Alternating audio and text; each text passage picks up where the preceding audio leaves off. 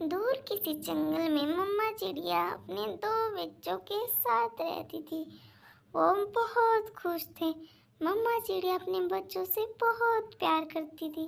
वो मेहनत मजदूरी करके अपने बच्चों की हर एक ख्वाहिशें पूरी किया करती थी। गुड़िया बेटा, कुकू बेटा, आप दोनों घर में ही रहना। मैं जंगल में लकड़ियाँ काटने जा रही हूँ। मम्मा, घर आते समय मेरे लिए मिठाई लेकर आना। मम्मा चिड़िया अपना काम करने जंगल में चली जाती है।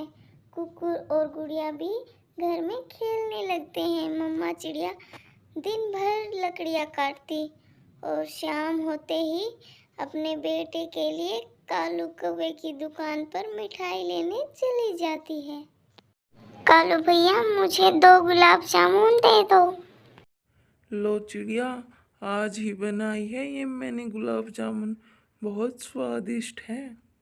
फिर मम्मा चिड़िया कौवे से गुलाब जामुन लेकर घर चली जाती है। मम्मा मम्मा, क्या आप मेरे लिए मिठाई लेकर आई हो ना?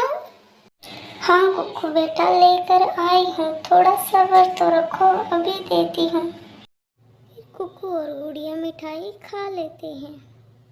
अगले दिन जग्गू पेड़ पर बैठकर सैंडविच खा रहा था कि कुकू भी वहाँ पर बैठा था। क्या कुकू, तुमने कभी सैंडविच खाया है? मैं तो हर रोज खाता हूँ। मेरे पापा हर रोज सैंडविच और मिठाइयाँ बनाते हैं। मैं भी सैंडविच खाऊंगा। मैं अपनी मम्मा को अभी बोलता हूँ सैंडविच लाने के लिए। लो गुड़िया, कुकू बेटा, आज मैंने दाल चावल बनाए हैं। आप दोनों दाल चावल खा लो। नहीं मम्मा, मुझे नहीं खाने दाल चावल, मुझे सैंडविच खाना है। बेटा, बाहर मौसम खराब है, अब आप दाल चावल खा लो। मैं कल आपके लिए सैंडविच पक्का लेकर आऊंगी। नहीं मम्मा, मुझे भूख नहीं है, आप खा लो दाल चावल, मुझे तो सैंडविच ही खाना है। कुकू, मम्मा कह रही है ना कल सैंडविच ले आएगी, अब तुम दाल चावल ही खा लो। बाहर मौसम बहुत खराब है, बारिश भी आने वाली है।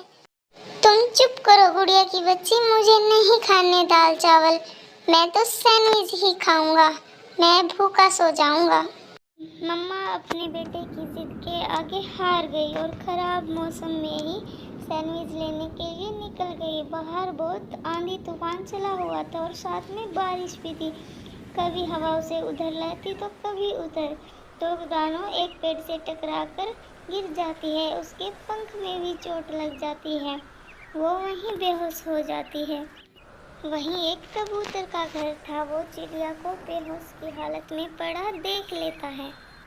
ये चिड़िया बेचारी लगता है दूसरे जंगल की है, ये घायल हो गई है, मैं इसे घर में लेकर आता हूँ। कबूतर तेज तूफान और बारिश में ही चिड़िया को अपने घर में उठाकर ले आता है। मैंने चिड़िया को जड़ी बूटी वाले पत्ते लगा दिए हैं, अभी से थोड़ी देर में होश आ जाएगा। उधर बच्चे भी बहुत परेशान हो रहे थे कि उनकी मम्मा अभी तक घर नहीं आई। गुड़िया, अभी तक मम्मा क्यों नहीं आई? कहाँ रह गई है मम्मा? आप क्यों रो रही हो? तुम्ही ने तो भेजा था मम्मा को सैंडविच लेने के लिए। मैंने मना किया था कि बाहर बारिश आने वाली है, लेकिन तुम नहीं माने। अब पता नहीं मम्मा किस मुसीबत में फंसी होगी। मम्मा एक बार घर आ जाए, मैं दोबारा कभी जिद नहीं करूँगा। मैं जो भी मम्मा बना के देगी वही खा लूँगा। ऐसे कुकू अपनी गलती पे पश्चाताप कर रहा था। ये मैं कहाँ आ गई?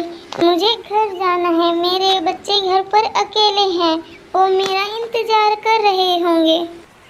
चिड़िया बहन, आप शांत हो जाइए। आप मेरे घर पर, आपके पंख पर चोट लगी है, आप ऐसे घायल पंख के साथ नहीं उड़ सकती। आपके बच्चे सुरक्षित होंगे, आप बारिश होने के बाद चले जाना। चिड़िया फिर कबूतर की बात मान जाती है। अगली सुबह बारिश रुक जाती है। कबूतर भैया, आपका बहुत बहुत धन्यवाद। अगर आप ना होते तो मैं शायद जिंदा ना रह पाती। अब मैं अपने बच्चों के पास जाती हूँ। आपने मेरी बहुत मदद की। मैं आपको अपने बच्चों के साथ मिलने ज़रूर आऊँगी। गुड़िया और कुक्कू भी अपने घर के बाहर बैठे अपनी मम्मा का इंतजार कर रहे थे और उसके गले लगकर रोने लगते हैं। मम्मा मम्मा मुझे माफ कर दो, आगे से मैं कभी कुछ खाने के लिए जिद नहीं करूँगा। आप जो भी दोगी मैं चुपचाप वही खा लूँगा। बच्चों, हमें कभी जिद नहीं करनी चाहिए।